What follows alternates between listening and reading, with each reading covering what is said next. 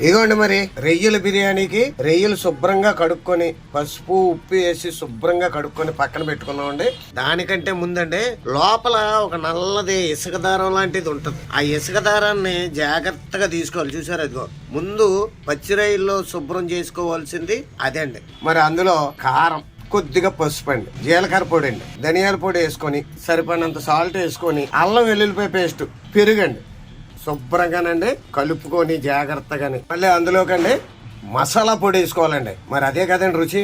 ఒక అరగంట పక్కన పెట్టుకోవాలండి. అండి మరి రొయ్యల బిర్యానీకి మరి తయారు చేయడానికి రెడీ అయిపోయాను. నానబెట్టుకున్న బియ్యం అన్ని మసాలా వేసుకొని పక్కన పెట్టుకుని నానబెట్టుకుని అరగంట నుంచి నానుతున్న రొయ్యలు, ఏపి పెట్టుకున్న ఉల్లిపాయలు, మరి అందులో కావలసిన పలావాకు, లవంగాలు, యాలక్కాయలు, మరి బిర్యానీ సామాన్లు ఈ మొత్తం అన్నీనండి. ఉప్పు, ఇదేమో మసాలా అండి, కారం, అల్లం వెల్లుల్లిపాయ పేస్ట్, కొత్తిమీర, చీర పెట్టుకున్న పచ్చిమిరపకాయలు. ఇంకా మనం స్టవ్ వెలిగించుకొని పెనం పెట్టుకున్నామండి.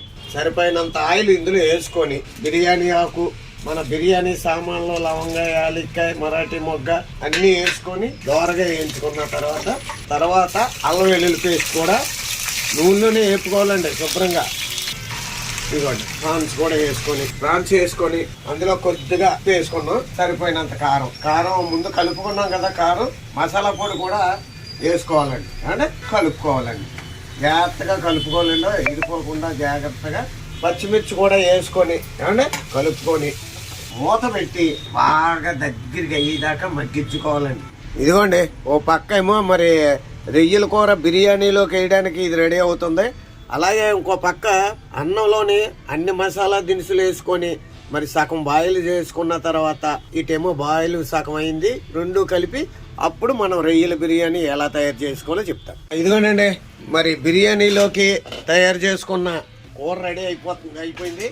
కూరలాగా దగ్గరగా అయ్యేలాగా చేసుకొని కొంచెం కలుపుకొని హాఫ్ బాయిల్ చేసుకున్న రైస్ కొంచెం అలాగా వేసుకోవాలండి. అండి ఇదిగోండి రైస్ వేసేసుకున్నాం కదా ఉడికిన రొయ్యల కూరలో. ఇదిగోండి మనం ఏది పెట్టుకున్న ఉల్లిపాయలు కూడా ఇదిగోండి పైన వేసేసుకొని కొత్తిమీర కూడా అండి కొత్తిమీర కూడా అలాగా మొత్తం నెయ్యి కూడా వేసుకోవాలండి. మళ్ళీ మూత పెట్టుకొని చిన్న మంట మీద ఉడకబెట్టాలండి. ఏమంటే ప్రాన్స్ బిర్యానీ కొద్దిగా నిమ్మకాయ పిండుకొని